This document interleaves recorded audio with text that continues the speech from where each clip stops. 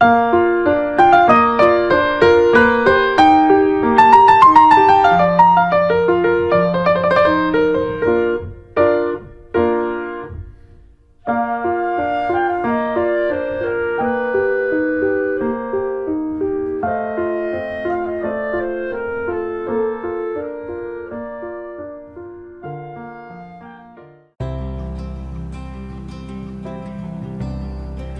friends, welcome to all. Tenses oda part 1 video உங்களுக்கு கண்டிப்பா பிடிச்சிருக்கும்னு நினைக்கிறேன். In this video we are going to see about part 2 past tense. Okay? Let us see. Yes.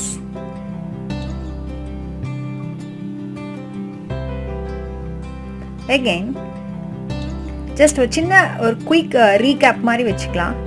So last previous videoல பார்த்ததா What is the tense? Tense na enna? Tenses are the form taken by a verb to show the time of an action or the state of an event. Tenses denotes the time of action as well as the state. Tense அப்படிங்கிறது காலம் அப்படின்னு தமிழ்ல சொல்லுவாங்க.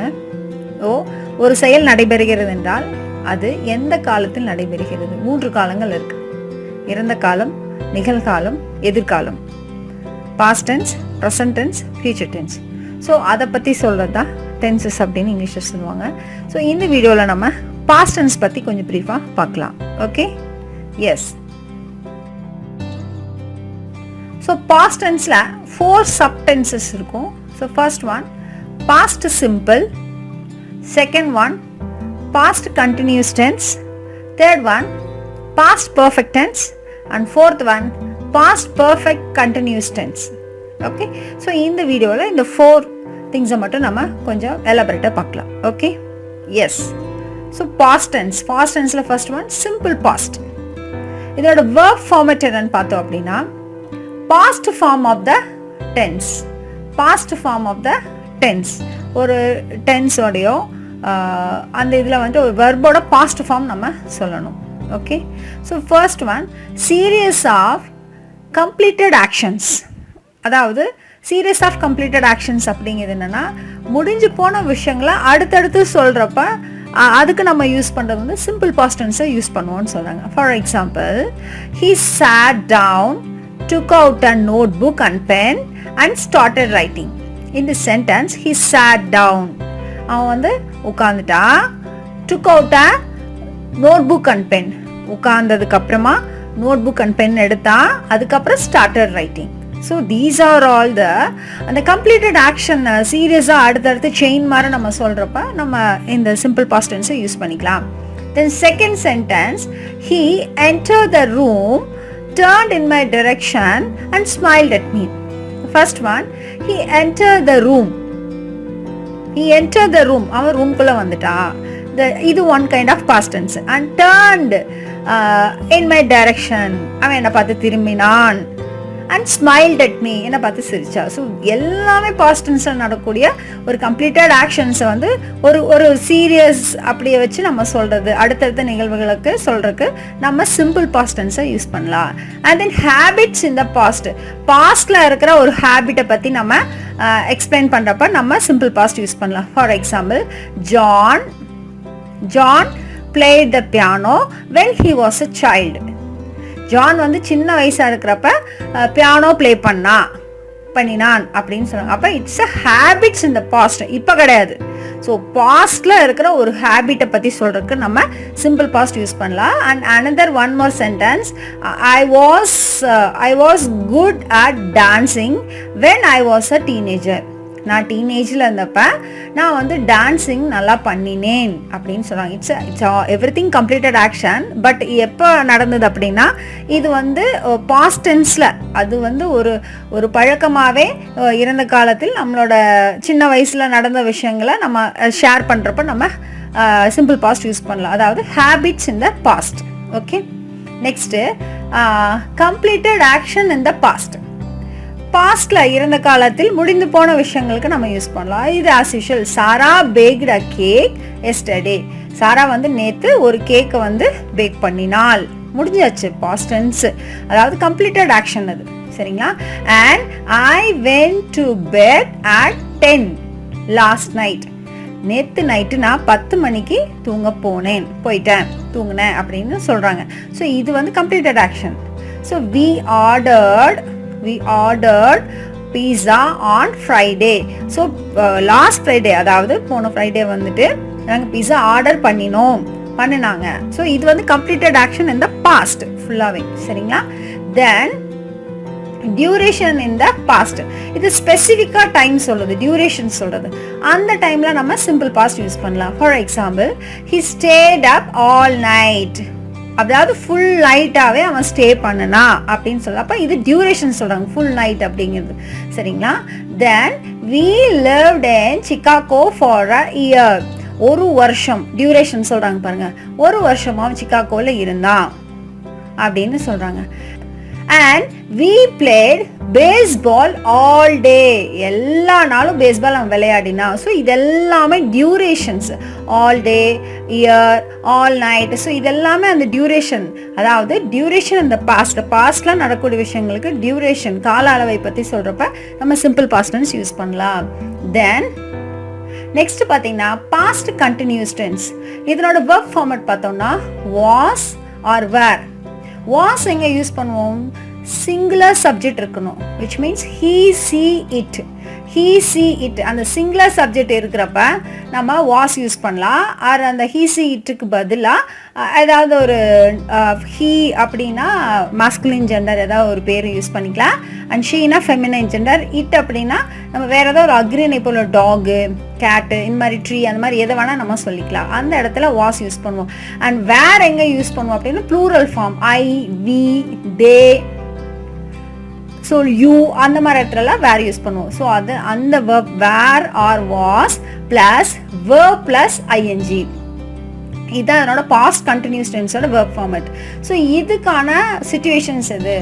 Action before and after a specific time, ஒரு time specific time சொல்லிட்டு அந்த action கம்ப்ளீட்டான ஒரு ஆக்ஷனை பற்றி சொல்கிறப்ப நடந்து முடிந்த இந்த டைம் அது நடந்துட்டு இருந்திருக்கும் அப்படிங்கிற விஷயத்த சொல்கிறதுக்கு நம்ம பாஸ்ட் கண்டினியூஸ் டென்ஸ் யூஸ் பண்ணுவோம். For example, yesterday at noon I was eating lunch.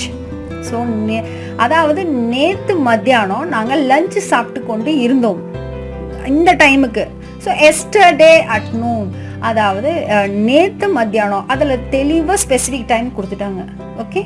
Then to start a story or create and atmosphere, ஒரு ஸ்டோரி ஒன்று நம்ம சொல்ல ரெடி பண்ணுறோம், இல்லை ஒரு அட்மாஸ்பியர் ஒன்று, ஒரு அடுத்தடுத்த சீரியஸ் நடக்கிறது, பாஸ்ட் டென்ஸில் நடந்த விஷயங்கள் சொல்கிறப்ப நம்ம பாஸ்ட் கண்டினியூஸ் டென்ஸ் சொல்லலாம். For example, while I was driving to work yesterday, அவங்க சொல்கிறாங்க. இன்னும் நம்ம சென்டென்ஸ் நம்ம ஆட் பண்ணிக்கிட்டே போகலாம். ஸோ அந்த மாதிரி இடத்துல வந்து நம்ம பாஸ்ட் கண்டினியூஸ் டென்ஸ் நம்ம யூஸ் பண்ணலாம். தென் parallel actions. parallel அப்படின்னா ரெண்டு விஷயம் ஒரே நேரத்தில் நடக்குது. அதுக்கு எக்ஸாம்பிள் சென்டென்ஸ் பாருங்க. I was reading while my brother was playing guitar. நான் படித்து கொண்டிருந்த பொழுது என்னோட தம்பி கிட்டார் வாசிச்சுட்டு இருந்தா. ஸோ ரெண்டுமே சைமல்டேனியஸாக நடக்குது. ஸோ parallel actions சொல்லுவாங்க. இது எல்லாமே பாஸ்ட் டென்ஸில் நடக்கிறது, இது எல்லாமே இறந்த காலத்தில். ஸோ அந்த மாதிரி டைமில் நம்ம பாஸ்ட் கண்டினியூஸ் டென்ஸ் நம்ம யூஸ் பண்ணலாம். தென் இன்னொன்று பாருங்க, இன்டரப்டட் கண்டினியூஸ் பாஸ்ட் ஆக்ஷன்ஸ். அதாவது பாஸ்ட் ஆக்ஷன் முடிஞ்சு போன ஒரு விஷயம் கண்டினியூஸில், அது வந்து ஒரு விஷயம் பாஸ்ட் டென்ஸில் நடந்துகிட்டு இருந்திருக்கும் இருந்த காலத்தில், ஆனால் அது முற்று பெற்று இருக்காது, இடையில நின்றுருக்கும். சரிங்களா? ஃபார் எக்ஸாம்பிள், ஐ வாஸ் வாட்சிங் a movie when she called. நான் படம் பார்த்துக்கிட்டு இருந்தேன் டிவியில், ஆனால் அவள் கூப்பிட்டுட்டா, அவள் கூப்பிடுற வரைக்கும் நான் படம் பார்த்துக்கிட்டு இருந்தேன், அதுக்கப்புறம் பார்க்கல. ஸோ அந்த மாதிரி, அதாவது ஒரு விஷயம் ஃபுல்லாக கம்ப்ளீட் ஆகலை, இன்டரப்ட் ஆயிருக்கு. ஸோ அந்த மாதிரியான சுச்சுவேஷனில் நம்ம பாஸ்ட் கண்டினியூஷன்ஸ் யூஸ் பண்ணுறோம். தென் ரிப்பீட்டட் ஆக்ஷன்ஸ். இது வந்து பாஸ்ட்ல ஒரு விஷயம் ரிப்பீட்டட் ஆகிட்டே இருக்குன்னா அந்த இடத்துல நம்ம பாஸ்ட் கண்டினியூஸ் டென்ஸ் யூஸ் பண்ணலாம். Often with always. இது என்ன அப்படின்னா, இந்த சென்டென்ஸ் பாருங்க, சச்ச ஒரு இரிட்டேஷன் இருக்கும் இதை சொல்றப்ப. இந்த ஒரு எக்ஸாம்பிள் பாருங்க. My last roommate was always leaving dirty dishes in the sink. என்னோட பழைய ரூம்மேட் வந்து எப்போ பாரு ஆல்வேஸ், அவங்க யூஸ் பண்ணியிருக்காங்க பாருங்க, ஆல்வேஸ் எப்போதுமே வந்து அழுக்கு பாத்திரத்தை சிங்க்ல போட்டு வச்சிருப்பான். ஸோ இது சச்ச இரிட்டேட் ஆயிரும். அந்த மாதிரியான விஷயங்கள் சொல்றதுக்கு ரிப்பீட்டட் ஆக்ஷன் இந்த பாஸ்ட் கண்டினியூஸ் டென்ஸ் நம்ம யூஸ் பண்ணலாம். Then past perfect tense. Past perfect tense இதோட verb ஃபார்ம் பார்த்தீங்கன்னா had plus past participle verb-ஓட தேர்ட் ஃபார்ம் அப்படின்னு சொல்லுவாங்க. இது ஓகேங்களா? இது வந்து a completed action for different past action. இது தெளிவாக நம்ம புரிஞ்சுக்கணும். இது வந்து என்னன்னா ரெண்டுமே பாஸ்ட் டென்ஸில் நடக்கக்கூடிய விஷயம். ரெண்டு விஷயங்களும் பாஸ்ட் டென்ஸில் நடக்கும். ஆனால் எது முதல்ல நடக்குதோ அந்த இடத்துல பாஸ்ட் பர்ஃபெக்ட் டென்ஸ் யூஸ் பண்ணியிருப்போம். ஒரு சென்டென்ஸ்ல 2 சீரியஸ் இருக்கும். அந்த 2 சீரியஸ்ல எது முதல்ல நடக்குதோ அங்கதான் பாஸ்ட் பர்ஃபெக்ட் டென்ஸ், அதாவது பாஸ்ட் பார்ட்டிசிபிள் யூஸ் பண்ணிருப்போம். For example, when we arrived the class had already begun. நாங்க வந்தப்ப ஆல்ரெடி கிளாஸ் பிகன் ஆயிடுச்சு, ஸ்டார்ட் ஆயிடுச்சு. அப்படின்னா என்ன அர்த்தம்? அப்ப எது ஃபர்ஸ்ட் நடந்திருக்கு? கிளாஸ் தான் ஃபர்ஸ்ட் நடக்க ஆரம்பிச்சிச்சு, ஸ்டார்ட் ஆயிடுச்சு. ஸோ இதுதான் ஃபர்ஸ்ட் நடந்தது. அப்ப அந்த இடத்துல தான் வந்துட்டு நம்ம பாஸ்ட் பர்ஃபெக்ட் டென்ஸ் யூஸ் பண்றோம். சரிங்களா? தென் செகண்ட் ஒன் பாருங்க. இந்த தேர்ட் கண்டிஷன் ஆஃப் இஃப் கிளாஸோட கண்டிஷனல் கிளாஸ் இஃப் கிளாஸோட தேர்ட் கண்டிஷனுக்கு நம்ம பாஸ்ட் பர்ஃபெக்ட் டென்ஸ் யூஸ் பண்ணுவோம். For example, if it had rained I would have brought an umbrella. மழை பெஞ்சிருந்தா நான் வந்து அம்ப்ரெல்லா எடுத்துட்டு போயிருப்பேன் அப்படின்னு சொல்றாங்க. மழை பெஞ்சிச்சான்னு தெரியாது, மழை பெஞ்சிருந்தால் அது தேர்ட் இது இஃப் கிளாஸ்ல. ஸோ மழை பெஞ்சிருந்தா நான் வந்து அம்ப்ரெல்லா கொண்டு போயிருப்பேன் அப்படின்னு சொல்றது. ஸோ இந்த மாதிரி இஃப் கிளாஸோட தேர்ட் கண்டிஷனல் அந்த டைப்புக்கு நம்ம பாஸ்ட் பர்ஃபெக்ட் டென்ஸ் யூஸ் பண்ணலாம்.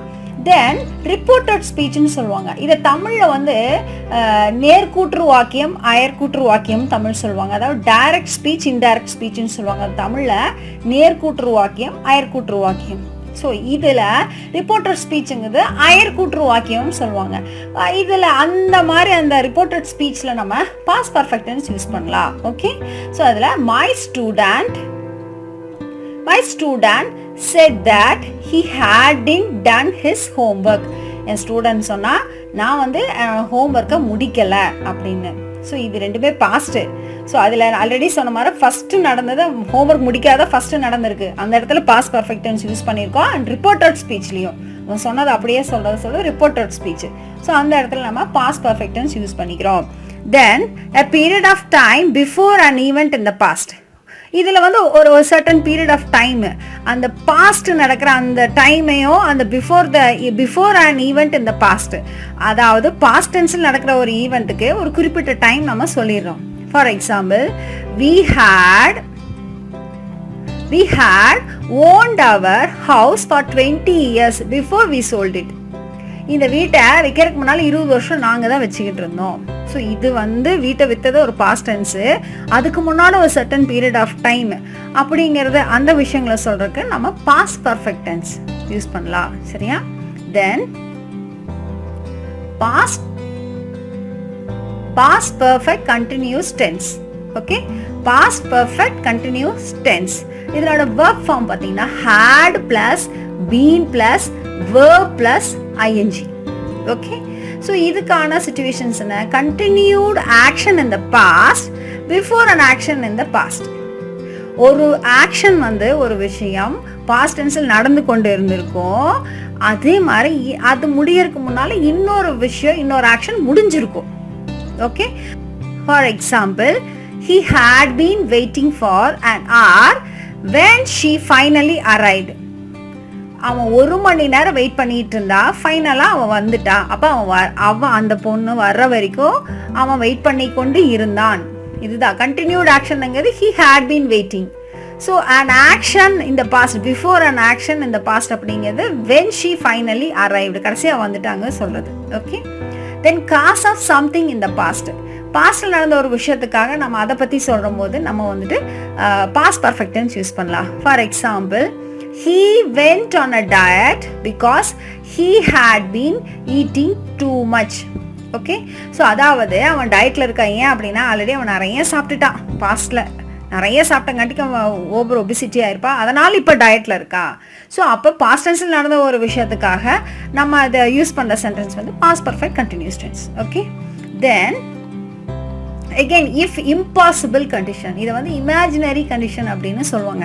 ஆல்ரெடி முடிஞ்சு போச்சு, நம்மளால மாற்ற முடியாது, பட் இப்படி இருந்திருந்தா இப்படி ஆயிருக்கு அப்படின்னு ஒரு இமேஜினேஷனில் சொல்கிறதா இமேஜினரி டைப்னு சொல்லுவாங்க. Okay, for example, if I had been paying attention, நான் கவனத்தோட இருந்திருந்தா I wouldn't have got into an accident, எனக்கு ஆக்சிடென்ட் நடந்திருக்காது அப்படின்னு. நான் இன்னும் கவனமாக நடந்திருந்தேன்னா நான் இந்த ஆக்சிடென்ட் நடந்திருக்காது அப்படின்னு அவங்க சொல்கிறாங்க. அப்படின்னு என்ன, இப்போ ஆக்சிடென்ட் ஆயிடுச்சு, இனி மாற்ற முடியாது, இம்பாசிபிள் கண்டிஷன். ஓகே, பட் ஒருவேளை அப்படி இருந்திருந்தா அப்படி நான் பண்ணியிருப்பேன் நம்ம நினைக்கிறோம் இல்லையா. ஸோ அதுதான் இஃப் கிளாஸில் செகண்ட் டைப் இம்பாசிபிள் அப்படின்னு சொல்லுவாங்க. ஓகே, தென் ரிப்போர்ட்டட் ஸ்பீச். எகெயின் ரிப்போர்ட்டட் ஸ்பீச்சில் அதை அயற்கூட்டு நான் சொன்னேன் இல்லையா, அதே அந்த மாதிரி வாக்கியங்களில் நம்ம past perfect continuous tense use பண்ணலாம். For example, she said that John had been helping her study for months. So அவன் சொல்கிறா ஜான் வந்து அவளுக்கு வந்து ஒரு குறிப்பிட்ட சில மாதங்கள் அவள் படிக்கிறதுக்காக ஹெல்ப் பண்ணி கொண்டு இருந்தான் அப்படின்னு சொல்கிறாங்க. இது வந்து ரிப்போர்ட்டட் ஸ்பீச். நடந்து முடிஞ்ச ஒரு விஷயம் இன்னொருத்தர் நம்மளுக்கு நரேட் பண்ணுறப்ப நம்ம சொல்கிறதா அங்கே யூஸ் பண்ணுறதா ரிப்போர்ட்டட் ஸ்பீச்சு. அதுக்காக தான் ரிப்போர்ட்டட் ஸ்பீச் யூஸ் பண்ணுறோம். அந்த ரிப்போர்ட்டட் ஸ்பீச்சில் பாஸ்ட் பர்ஃபெக்ட் கண்டினியூஸ் டென்ஸ் இந்த மாதிரியான இதை யூஸ் பண்ணலாம். ஓகே, ஸோ ஐ ஹோப் இந்த வீடியோ யூஸ்ஃபுல்லாக இருந்திருக்கும்னு நினைக்கிறேன். So will see you on next video, tense part 3. Thank you.